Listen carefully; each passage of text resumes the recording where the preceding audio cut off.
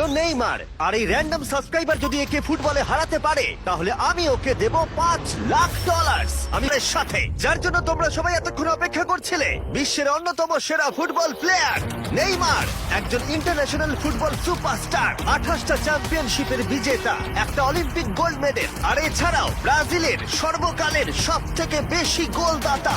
সে compete করবে একজন সাধারণ প্লেয়ার হিগোরের সাথে, আর ওরা কম্পিট করবে $5,00,000 জন্য। যদি তুমি যেত এই টাকাটা শুধু তোমার ব্যাংক অ্যাকাউন্টে যাবে, কিন্তু নেইমার জিতলে ওর বেছে নেওয়া যে কোনো চ্যারিটিতে আমি টাকাটা দেবো। বুঝে গেছো? হ্যাঁ বুঝেছি। আমায় ক্ষমা করো, তুমি হেরে যাবে।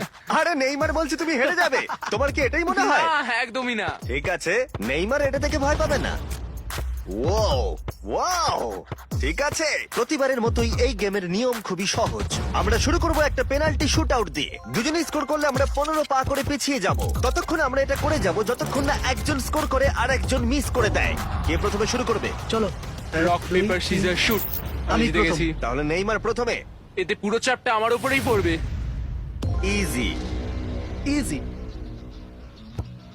ঠিক আছে, আমরা দেখলাম দুজনে স্কোর করলো, কিন্তু এবার আমরা 15 পা পিছিয়ে যাব। ও নেইমার এবার সিরিয়াস হচ্ছে। তোমার এবার ভয় পাওয়া উচিত, ও কিন্তু জুতোর ফিতে বাঁধলো। প্রথম 4টে শট নেইমারের মতো বিখ্যাত ফুটবলার কখনোই মিস করতে পারে না। এতক্ষণ পর্যন্ত দুজনেই খুব সহজেই মারছে। 5 নম্বর শট থেকে নেইমারের সাথে সাধারণ প্লেয়ারের পার্থক্য বোঝা যাচ্ছিল। অফিসিয়ালি দুজনের পক্ষেই চ্যালেঞ্জটা এবার কঠিন হচ্ছে। যতক্ষণ না মিস হচ্ছে ততক্ষণ আমরা পিছবো। এবার তুমি ঠিক আগে আছে? মারো। আমি আগে গোল মারবো? চাই, তুমি প্রথমে শট মারো। ঠিক আছে, মারছি। ও ও, ঠিক আছে, এটা এখনো পর্যন্ত তোমার সব থেকে বাজে শট। এবার নেইমারের পালা। ও ও মাই গড, বলটা পুরো সুইং করে গোলের ভেতরে গিয়ে ঢুকলো। চাপে পড়লে খুব ভালো লাগে। বিশ্বকাপের চাপের সাথে এটা তুলনা হয়? না, বিশ্বকাপে আরো বেশি চাপ।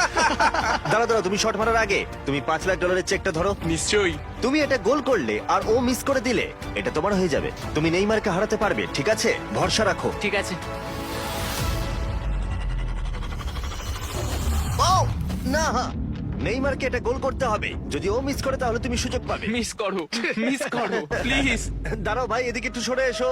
এই গোলটা তবেই কাউন্ট করা হবে যদি এটা বারের মধ্যে লেগে গোলে ঢোকে। না ঢুকলে এটা গোল নয়।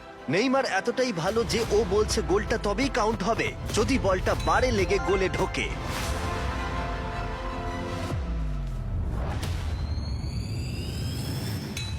ও ভাই, আর মিস করো না, আরে সত্যি মিস বলছি, করো তুমি না ভাই, পারবে। চলো।